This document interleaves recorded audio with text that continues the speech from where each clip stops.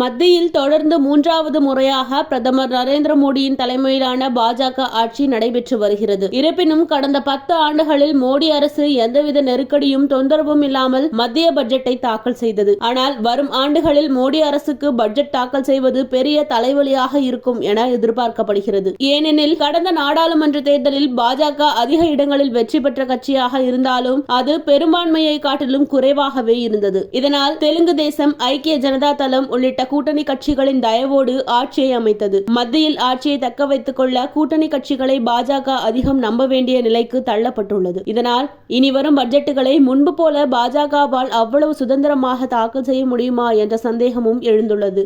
ஏனெனில் கூட்டணி கட்சிகளின் கோரிக்கைகளுக்கு இணங்கி போக வேண்டிய நிலையில் பாஜக உள்ளது. மேலும் எதிர்பார்த்ததைப் போலவே பாஜகவின் கூட்டணி கட்சிகள் குடைச்சல் கொடுக்க தொடங்கிவிட்டன. அண்மையில் தெலுங்கு தேச கட்சியின் தலைவரும் ஆந்திர முதல்வருமான சந்திரபாபு நாயுடு மத்திய பட்ஜெட்டில் தங்களது மாநில வளர்ச்சிக்கு முன்னுரிமை கொடுக்க வேண்டும் என மோடியை சந்தித்து கோரிக்கை வைத்திருந்தார். இந்த சூழ்நிலையில் பாஜகவின் மற்றொரு கூட்டணி கட்சியான நிதிஷ்குமார் தலைமையிலான ஐக்கிய ஜனதா தளம் எதிர்வரும் மத்திய பட்ஜெட்டில் பீகாருக்கு சென்ற ஆண்டை காட்டிலும் கூடுதலாக நிதி ஒதுக்க வேண்டும் எனவும் கோரிக்கை விடுத்திருந்தார். இது தொடர்பாக ஐக்கிய ஜனதா தள கட்சியின் மூத்த தலைவர்களில் ஒருவரும் அம்மாநில அமைச்சருமான விஜயகுமார் சௌத்ரி கூறுகையில், கடந்த ஆண்டு அரசு அமைக்கப்பட்டது முதல் பிரதமர் மோடி தலைமையிலான மத்திய அரசு பீகாருக்கு தாராளமாக உதவி வருகிறது. கடந்த பட்ஜெட்டில் பீகார் பல திட்டங்களுக்கு நிதி பெற்றது. இருப்பினும் இந்த முறை கடந்த ஆண்டு பட்ஜெட்டை விட கவனிப்பு தேவை. கடந்த ஆண்டு சிறந்த வெள்ள மேலாண்மை மற்றும் பிற உள்கட்டமைப்பு திட்டங்களுக்கு நிதி கிடைத்தது. மாநிலத்தின் நீர்வள அமைச்சராக வெள்ள நீர்ப்பாசனம் மற்றும் அதை சுற்றியுள்ள உட்கட்டமைப்பு மேம்பாட்டுக்கு அதிக நிதி கிடைக்கும் என்று எதிர்பார்க்கிறேன் என தெரிவித்திருந்தார். இந்த ஆண்டு இறுதியில் பீகாரில் சட்டப்பேரவை தேர்தல் நடைபெற உள்ள நிலையில் பாஜகவின் முக்கிய கூட்டணி கட்சியான ஐக்கிய ஜனதா தளத்தின் இந்த கோரிக்கை மிகவும் முக்கியத்துவம் பெறுகிறது. மத்திய நிதியமைச்சர் நிர்மலா சீதாராமன் வரும் சனிக்கிழமை அன்று எதிர்வரும் 2025-26 நிதியாண்டுக்கான மத்திய பட்ஜெட்டை தாக்கல் செய்ய உள்ளார் என்பது குறிப்பிடத்தக்கது.